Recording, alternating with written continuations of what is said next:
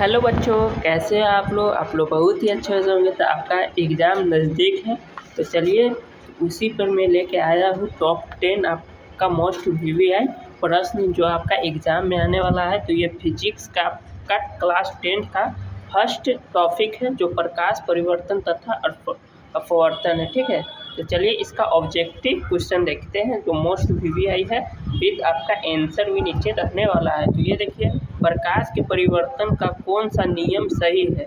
ठीक है, तो इसमें देखिए आपका आंसर है नीचे सी दोनों। देखो, आपतन कोण बराबर परिवर्तन कोण, आप लोग जानते होंगे आपतन कोण एवं परिवर्तन कोण दोनों क्या होता है, तो समान होता है। ठीक, और ये सही है।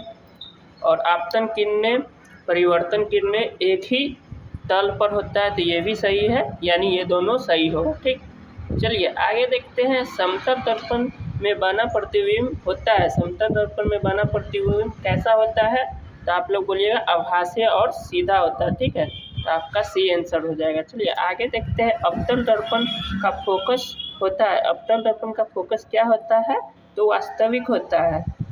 ठीक, आगे चलिए। उत्तर दर्पण में प्रतिबिंब कैसा बनता है, तो उत्तर दर्पण में प्रतिबिंब आपका आभासी और छोटा बनता है। ठीक, चलिए आगे बात करते हैं। दर्पण की फोकस दूरी का सूत्र है, तो देखिए दर्पण का फोकस दूरी का सूत्र क्या है, F बराबर R/2। ठीक है, फोकस बराबर त्रिज्या बट्टा 2। ठीक, चलिए आगे बात करते हैं। दर्पण अवतल दर्पण का उपयोग किया जाता है, तो देखिए अवतल दर्पण का प्रयोग आप लोग क्या करते हैं, शेविंग मिरर में। ठीक है, जो दाढ़ी बनाने का मिरर होता है उसमें अवतल दर्पण का उपयोग किया जाता है। ठीक, चलिए आगे बात करते हैं। उत्तर दर्पण का उपयोग कहाँ होता है, तो उत्तर दर्पण का उपयोग आपका देखिए रियर व्यू मिरर। ठीक है, ये एक प्रकार का मिरर है जो आपका रियर व्यू मिरर में, मतलब आप लोग देखते होंगे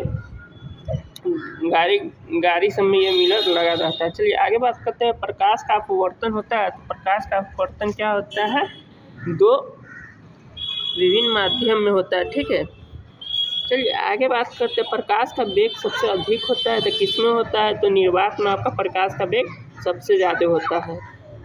अपवर्तनांक का सूत्र है, अपवर्तनांक का सूत्र आपका N बराबर C/V।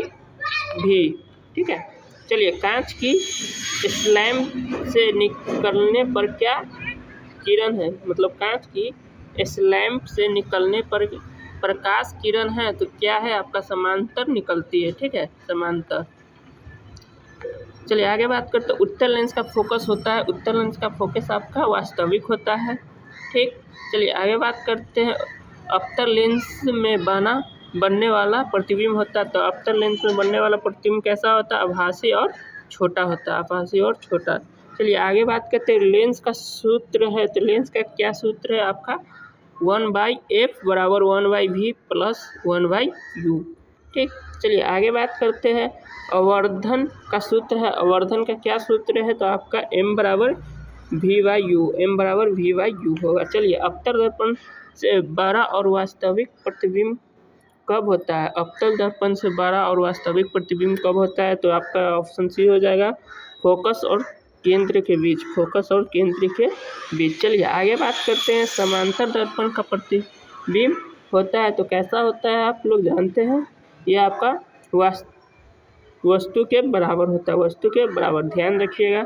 चलिए प्रकाश के परिवर्तन का किरण है, प्रकाश के परिवर्तन का किरण है, तो कौन सा है, वेग में परिवर्तन, वेग में परिवर्तन। चलिए कांच का अपवर्तनांक अधिक होने का अर्थ है, कांच का अपवर्तनांक अधिक होने का अर्थ है, तो क्या होगा, प्रकाश धीमा चाल, प्रकाश धीमा चाल। चलिए आगे बात करते हैं। फोकस दूरी का एसआई मात्रक है, तो फोकस दूरी का एसआई मात्रक क्या हो जाएगा आपका, तो मीटर हो जाएगा, मीटर।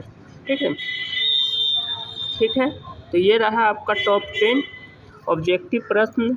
उम्मीद है कि आपको ये समझ में आया होगा। अगर चाहते हैं कि दूसरे टॉपिक पर इसी प्रकार से मोस्ट वीवीआई ऑब्जेक्टिव का सिर्फ 10 मिनट में ही सब करा दूँ, ठीक है, तो कमेंट कीजिएगा। ठीक, तो नेक्स्ट वीडियो में मिलते हैं, तब तक के लिए बाय, जय हिंद।